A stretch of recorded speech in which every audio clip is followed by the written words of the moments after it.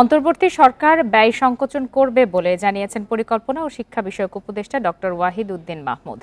সোমবার পরিকল্পনা মন্ত্রণালয়ে তিনি বলেন, জিডিপি বাড়ানোর চেয়ে কর্মসংস্থানের ওপর বেশি গুরুত্ব দেওয়া হবে, আর শেখ হাসিনা সরকারের নেয়া রাজনৈতিক উদ্দেশ্যমূলক প্রকল্প বন্ধ করে দেওয়া হবে বলে জানান ওয়াহিদ উদ্দিন মাহমুদ। প্রিয় নম্বর সেট করে বিকাশে সেন্ড মানি করুন ফ্রি।